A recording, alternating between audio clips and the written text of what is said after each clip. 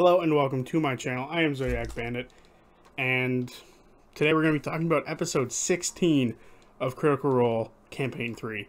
Fun episode. Really enjoyed it.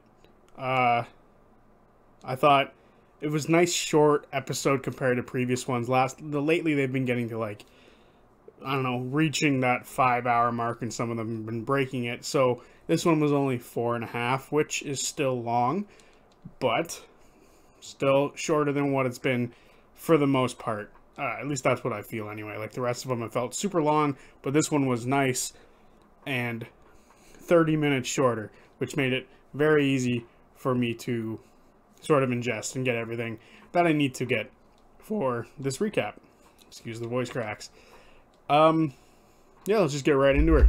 So they start in the mines again, where Chetney had sort of snuck off by himself while he was invisible and came into the room with Lady Emoth and the giant slug creature, where they kind of started looking around, combing for him.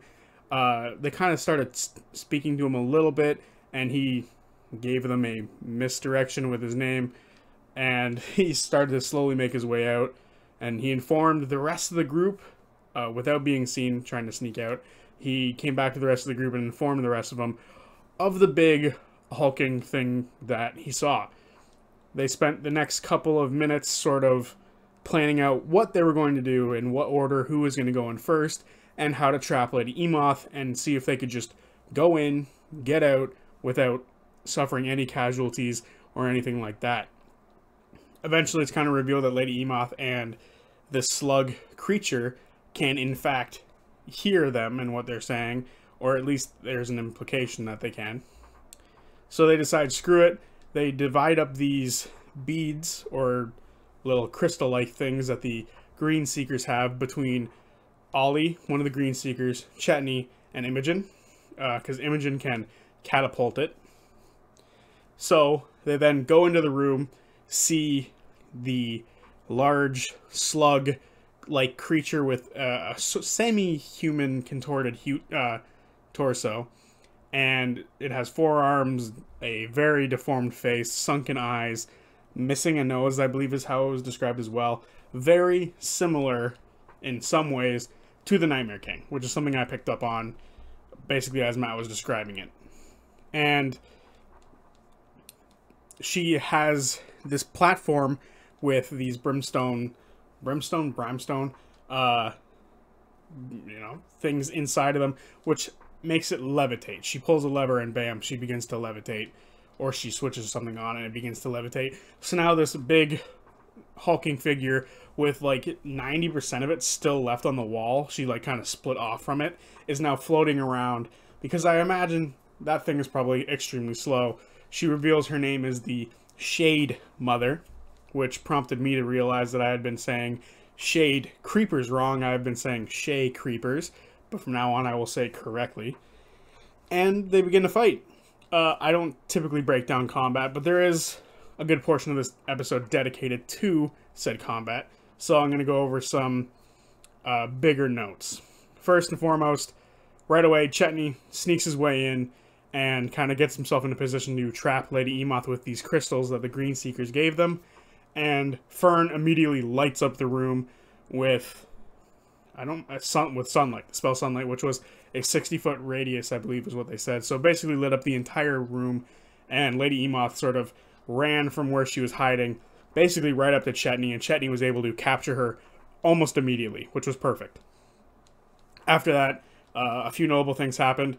At one point, Laudna, who's having a terrible night, continues to miss with most of her Elder's Blast, and she kind of just gives up at one point.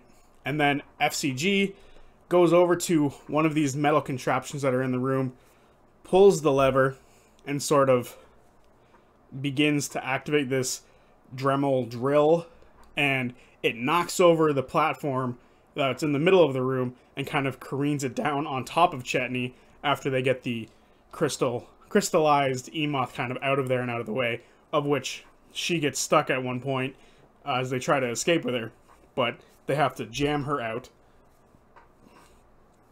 This Dremel drilling thing gets stuck and it's still on. So at one point, Orym takes the rope, the magic rope they bought, ties it around her, the Shade Mother's stinger, and throws it into the contraption, sucking her in and pulling her tail in, which was awesome. That is a amazing use of an item that typically doesn't get used in combat. So excellent job from Liam/Orym. Did an amazing job. After that, they kind of made their way out, ran away, and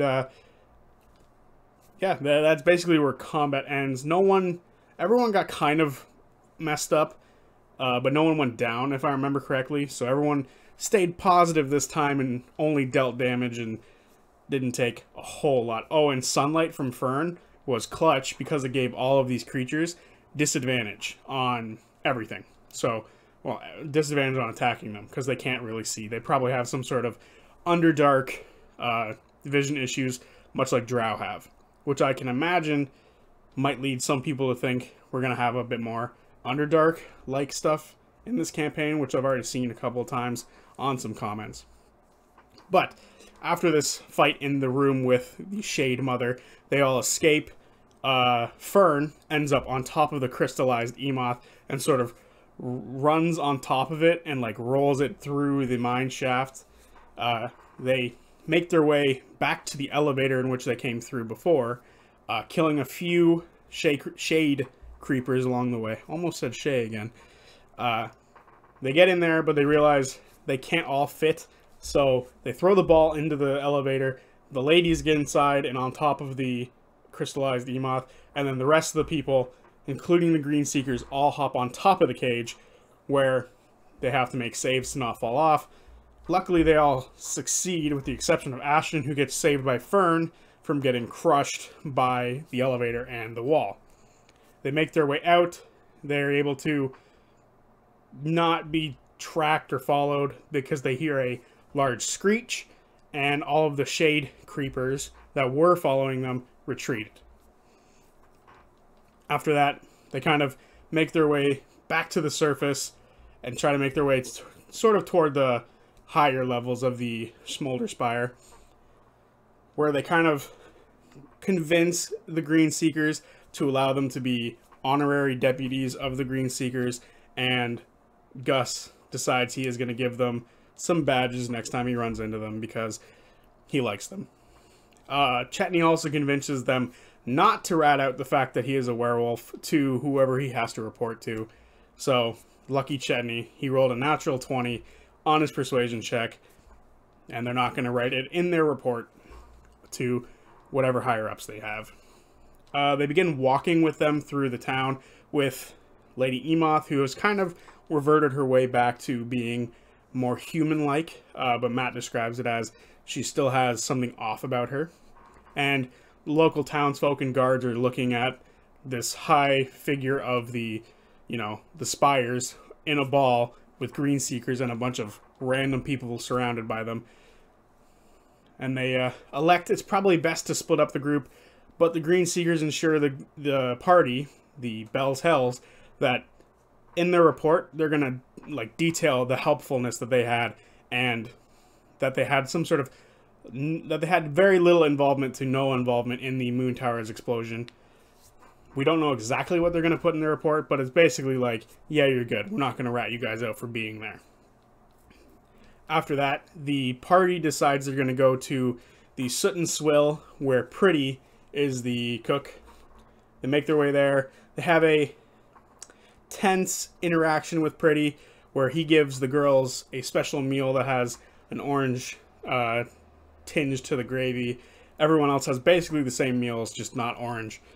So they don't patch things over with Pretty, but they kind of reveal why it kind of sucked that Pretty dumped all three of them, because apparently as a group you were supposed to look better, but they all got dumped, which personally don't see the logic in that, but I would feel it sucks no matter what, even if it was just by yourself. But they grab rooms, and there's a bunch of talking amongst the group at separate points throughout the night. At one point, Orym goes over to check on FCG because throughout all of this, after the fight, he's been kind of glitching out a little bit, and people are a little worried that he's taking a little bit too much on his shoulders. Imogen sort of backs Orym up on this, and even Ashton decides, yeah, you gotta let some of that weight off your shoulders, and let us help a little bit. After that, Ashton goes over to talk to Laudna, who had a terrible fight. She missed basically everything she threw, and she had a bad day.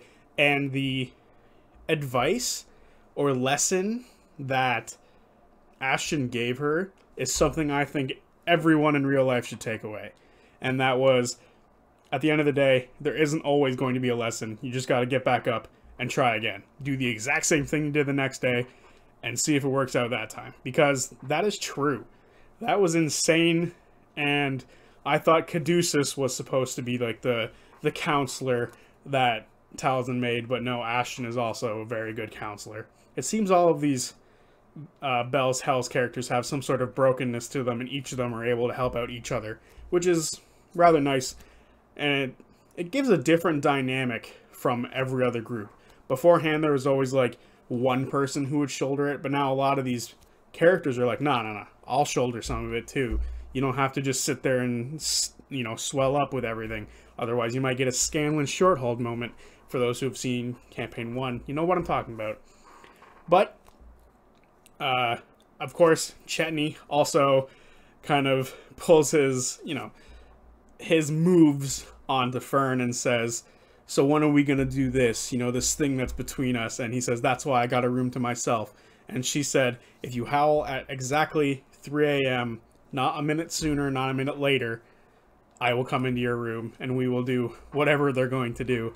And at some point, Laudna, Imogen, Fern, and Orym are in their room separately, where Imogen pulls out a stone and she begins to kind of like ponder over it. FCG, she hands it to him at one point and tries to identify it, but he's already used his identify spell, so that's not an option. So afterwards, when they're all in their separate rooms, Imogen takes it out while everyone's sleeping, goes into a corner, and opens her mind up to it, where she kind of learns more about it. She learns that it's very similar to what the Nightmare King was using down in his secret laboratory, which I believe was the thing that caused the explosion, or he removed it from the machine and created whatever it was that was able to bring stuff to life. And it was, she kind of got images of the Nightmare King, which further cements the connection with the Shade Mother, the Shade Creepers, and the Nightmare King, and how it's a sort of triangle of, these connections, and how nothing is a coincidence in these games, as it were. So, very, very interesting, and it's almost consuming Imogen. Like, Imogen's letting it consume her, and that's where she is at the end of the episode, where she's just sitting there with this thing, falling asleep, allowing it to sort of do whatever it's going to do to her for the next episode, which I kind of like that. A lot of the players in previous campaigns would have just waited the next day for FCG to have his identify back. But in this campaign, they seem to play it a lot more loose, fast and loose. It seems they've all adopted the practice that Travis had, which is press the big red button. And I love it. It is chaos, and, I've always said Fern was a very chaotic character, and, there's a moment during this episode where Orym kind of inspects the room they're all in to make sure there's no holes for the Shade Creepers to get in, and Fern had already done that, and she goes to Orym, you don't trust me? And he goes, no. She's just like, yeah, it's probably a good idea. And, she knows she's chaotic, but this is something that I don't even think she would have done. This item that they don't know what does. It can corrupt, and, Imogen was kind of getting images from Lady Emoth as they were coming up with the Green Seekers from before about a sort of similar consumption thing, about hatred and everything like that. So for her to just get intrigued by this stone and to kind of sit with it, it's a big deal. And it seems like it might cost her something in the next episode. Hopefully she doesn't just wake up and nothing's wrong, or like nothing's wrong at all. And maybe it'll lead to some sort of corruption arc for her. And we'll see. We'll see in episode 17 next week. But this has been... This was a good episode. I really enjoyed it. The combat was fun. It was probably the most engaged I've been for a combat, like, half. The first half was basically, like, planning and then the combat, and it was the most engaged I've been throughout the entire campaign, with the exception of the Nightmare King fight. This one definitely got me, and Orum's amazing rope trick pulling into the drill was fantastic. And it really shows that when someone goes from playing a wizard and being really creative with that, can do the same sort of stuff with a martial character, and it's really nice to see a physical character get that kind of shine. So, and he's showing that fighters don't suck and aren't boring. So, good on him for that, because I definitely disagree with the whole idea that fighters are boring. So, anyway, that's been episode 16. I will see you guys on Tuesday with whatever video I make next. Peace.